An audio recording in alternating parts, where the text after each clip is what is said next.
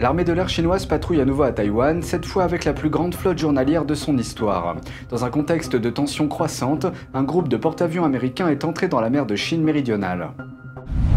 Un VPN Internet et une expérience d'études à l'étranger à Taïwan, c'est ce qui a changé le regard d'un jeune homme sur le système communiste dans lequel il a grandi. Mais alors qu'il essayait d'en savoir plus sur le monde extérieur, quelque chose a changé sa vie à jamais. À la veille du 100e anniversaire du Parti communiste chinois, les mesures de contrôle s'intensifient. Les drones sont cloués au sol à Pékin et même les pigeons sont interdits de vol. Bienvenue dans Regard sur la Chine, je suis Vladian Huitens. Avant de commencer, je vous rappelle que nous disposons d'une nouvelle chaîne YouTube sur Internet, NTD Actualité. Je vous invite à vous y abonner pour regarder les news. Des avions militaires chinois effectuent des patrouilles à Taïwan à une échelle sans précédent. L'armée de l'air de l'île a fait une déclaration. Mardi, un rapport officiel de Taïwan a décrit l'activité aérienne à l'intérieur de la zone d'identification de défense aérienne du sud-ouest de l'île, appelée ADIZ. Les informations montrent que l'armée de l'air chinoise a fait voler près de 30 jets de combat dans l'espace aérien de Taïwan. Certains ont même volé de la zone sud-ouest à la zone ADIZ sud-est avant de faire demi-tour. Il s'agit de la plus grande flotte d'avions qui a pénétré dans la zone de Taïwan depuis septembre dernier. C'est à cette époque que l'armée taïwanaise a publié les premiers rapports sur l'activité des avions militaires chinois dans sa zone de défense aérienne. Les données publiées indiquent que la dernière flotte comprenait 2 avions militaires lents ainsi que des chasseurs et des bombardiers. Mais lors des précédents survols, l'armée chinoise n'a envoyé que son Y-8. Il s'agit d'un avion anti-sous-marin, principalement utilisé pour les patrouilles maritimes et le transport. Le département de la défense de Taïwan a réagi rapidement en envoyant des forces de patrouille aérienne, des alertes radio et des systèmes de missiles de défense aérienne. Un groupe de porte-avions américains est entré dans la mer de Chine méridionale dans le cadre d'une mission de routine. C'est ce qu'a déclaré mardi dernier la marine américaine. Le superporteur USS Ronald Reagan est à la tête du groupe. C'est la première fois que le groupe de porte-avions se trouve en mer de Chine méridionale cette année. La US Navy a déclaré « En mer de Chine méridionale, le groupe d'attaque mène des opérations de sécurité maritime qui comprennent des opérations de vol avec des aéronefs à voilure fixe et tournante, des exercices de frappe maritime et un entraînement tactique coordonné entre les unités de surface et aériennes. » Ils ont ajouté que les opérations du porte-avions en mer de Chine méridionale font partie de la présence de routine de la marine américaine dans l'Indo-Pacifique.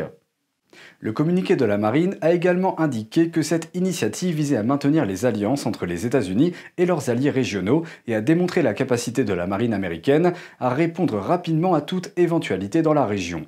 Ces dernières années, les navires de guerre américains ont traversé plus fréquemment la mer de Chine méridionale. En effet, le Parti communiste chinois, ou PCC, construit de plus en plus d'îles artificielles et de bases aériennes dans la région. L'initiative des États-Unis est probablement une démonstration de force contre les revendications territoriales illégales de Pékin. Un petit goût de liberté a poussé un jeune Chinois à repenser la société communiste dans laquelle il a grandi, mais le désir d'en savoir plus sur le monde extérieur lui a fait courir un réel danger et a changé sa vie à jamais. Vous avez peut-être déjà entendu parler du VPN ou réseau privé virtuel. Il masque votre adresse IP lorsque vous êtes en ligne et fait croire à Internet que vous vous trouvez dans un autre endroit. En Amérique, beaucoup de gens les utilisent pour regarder des émissions Netflix disponibles uniquement dans certains pays. Mais en Chine communiste, l'utilisation d'un VPN est bien plus grave que de heurter les sentiments de Netflix. Les gens peuvent finir par être arrêtés par la police chinoise et voir leur vie ruinée pour cela. Et c'est exactement ce qui est arrivé à Chen Yujian, un jeune diplômé de 24 ans. Il a fui la Chine et vit désormais en Corée du Sud. Pour protéger son identité et la sécurité de sa famille et de ses amis qui vivent encore en Chine, nous lui avons donné un pseudonyme. I thought China should be more open by now. What kind of era are we living in? Things that are that absurd shouldn't happen, but it did happen to me, myself. That's when I realized how dangerous it is to use a VPN. Chen a eu des ennuis pour avoir utilisé un VPN afin de contourner la censure d'Internet du régime chinois appelé le Grand Pare-Feu. Ce mur virtuel empêche les résidents chinois d'accéder aux sites web qui contiennent des contenus critiques à l'égard du régime communiste chinois, notamment YouTube, Facebook et Twitter. Mais Chen ne regardait pas vraiment quelque chose qui aurait pu toucher le nerf du PCC. Il utilisait un VPN principalement pour suivre des youtubeurs qui font des contenus sur des styles de vie. It was really just life-related, but they still wanted to control me. I was not watching anything political. Seriously, I used to be a little pink and I never cared about politics. Petit Rose fait référence aux jeunes internautes chinois qui sont de fervents partisans du PCC. Ils s'en prennent à tous ceux qui critiquent la Chine ou le régime chinois en Chine et à l'étranger. Mais Chen a commencé à changer progressivement d'avis après s'être rendu à Taïwan dans le cadre d'un échange d'étudiants. La Chine communiste n'a jamais gouverné l'île démocratique, mais l'a longtemps revendiquée comme son propre territoire.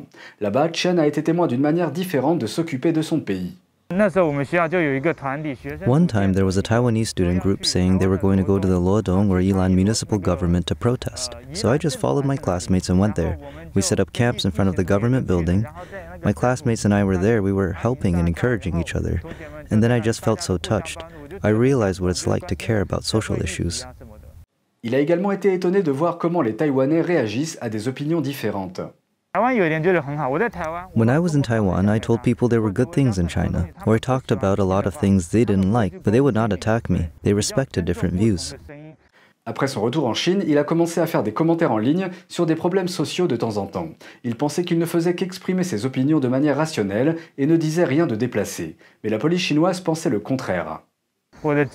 My account on Chinese social media Zhihu was shut down, and then my WeChat account was also shut down.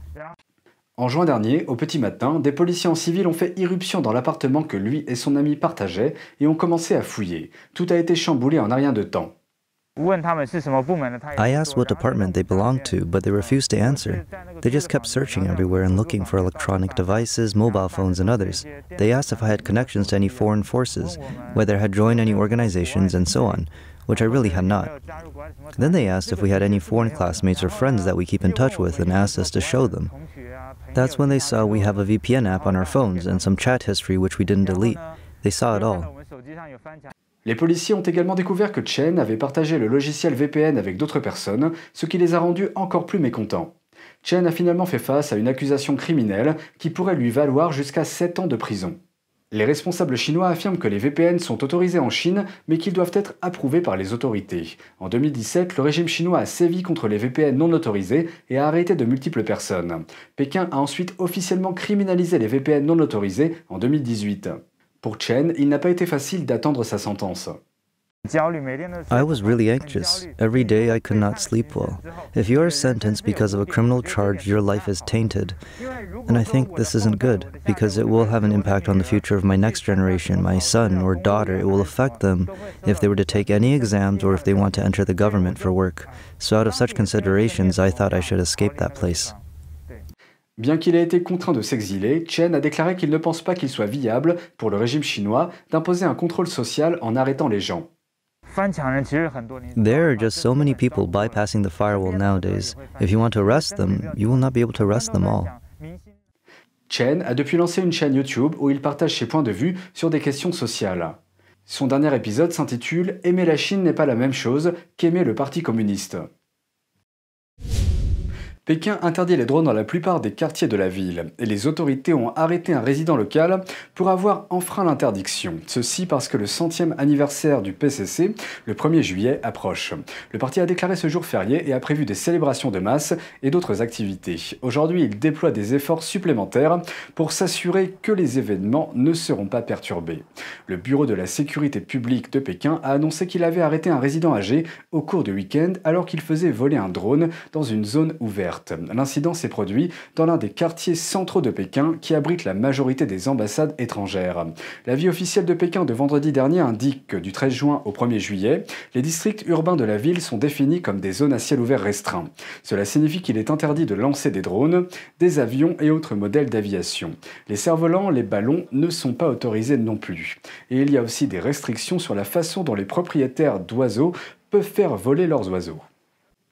Selon l'avis, les pigeons d'un certain district doivent être gardés en captivité, tandis que dans les 8 autres districts, les propriétaires de pigeons ne peuvent laisser voler leurs oiseaux que de 6 h du matin à 3 h de l'après-midi.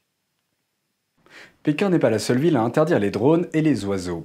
Une entreprise chinoise spécialisée dans les drones a publié sur les réseaux sociaux que 3 autres provinces et 2 grandes villes, dont Shanghai, ont toutes émis des avis similaires. Et leurs interdictions sont encore plus longues qu'à Pékin. Elles ont déjà commencé au début du mois et prendront fin à la mi-juillet. Un autre réseau chinois a également révélé que la province du Henan, dans le centre de la Chine, a aussi émis un avis similaire. Et c'est tout pour aujourd'hui, merci d'avoir suivi Regard sur la Chine. On se retrouve demain pour une nouvelle émission, prenez soin de vous et à bientôt.